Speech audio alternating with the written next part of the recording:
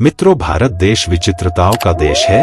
यहाँ पर एक सामान्य इंसान से लेकर बड़े बड़े व्यापारी भी ज्योतिष के सहारे आगे बढ़ते हैं। क्या ज्योतिष विज्ञान से इंसान अपने भविष्य को देख सकता है? इसका उत्तर तो वो ही लोग दे सकते हैं जिन्होंने इसे अनुभव किया हो। हम जिस चीज को जब तक अनुभव नहीं करते हैं तब तक वो हमें मिथ्या लगती है।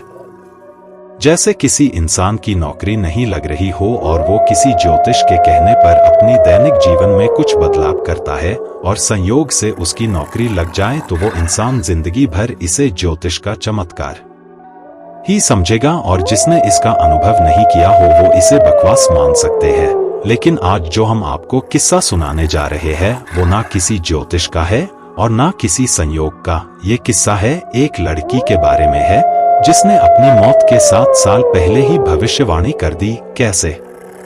आइए जाने। उस लड़की का नाम अंबा था और वो बचपन से बहुत होशियार थी। इस लड़की के बारे में आपको इंटरनेट पर कहीं पर भी विस्तृत जानकारी नहीं मिलेगी। अंबा ने अपने पिता को 1 नवंबर 1995 को 14 साल की उम्र में एक कविता गिफ्ट में दी थी और यही गिफ्ट हमारी इस कहानी का रहस्य है। आखिर क्या ऐसा लिखा था उस कविता में जो भविष्य की सच्चाइयों को बयां कर रहा था और वो उसकी जिंदगी का आखिरी सच बन गया। उस कविता में अंबा ने लिखा था, एक निर्जीव शरीर पड़ा मेरा शरीर जिससे बंधी थी मैं अनोखे धागों से, एक लगाव सा था क्योंकि वो मेरा शरीर था।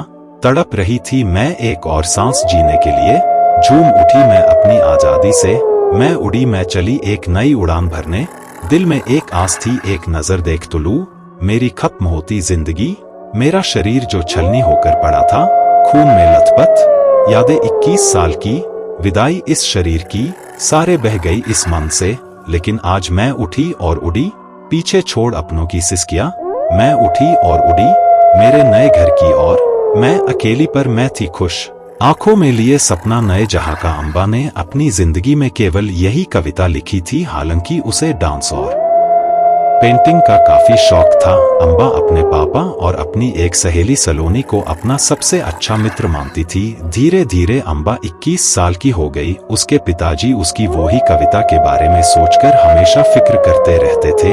एक दिन सलोनी देर रात घर नहीं पहुंची तो उसके पिताजी बहुत घबरा गए, लेकिन कहते हैं ना होने को कोई नहीं टाल सकता। 19 नवंबर 2001 को अंबा की जिंदगी में वही मोड़ आ गया और उसके हाथों से लिखी वही कविता, वही आखिरी सच। उसकी गाड़ी उस रात अंधेरे में भटकने से खाई में जा गिरी और वो उन्हीं कविता के पन्नों के जरिए अपने नए घर में पहुंच गई। उसके पिताजी को फोन के जरिए अंबा की मौत की खबर मिली और जिसका उन्हें डर था वो ही मंजर उनके सामने खड़ा था। उसके पिताजी से मीडिया वालों ने इस बारे में पूछा तो उन्होंने ये सारा सच बताया और कहा, मैं भी एक दिन उसके नए घर में जाकर उसके साथ कुछ पल बिताऊंगा। कविता लिखते वक्त क्या अंबा जानती थी कि वो मरने वाली है या किसी ताकत ने उसका हाथ पकड़कर उसकी मृत्यु की तारीख लिख दी थी? और हुआ भी बिल्कुल वैसे जैसा उसने 7 साल पहले अपनी कविता में लिखा था।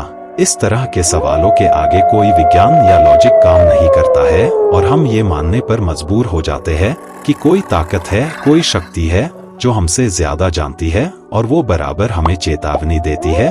बस हम नहीं समझ पाते उन इशारों को, मानो या ना मानो।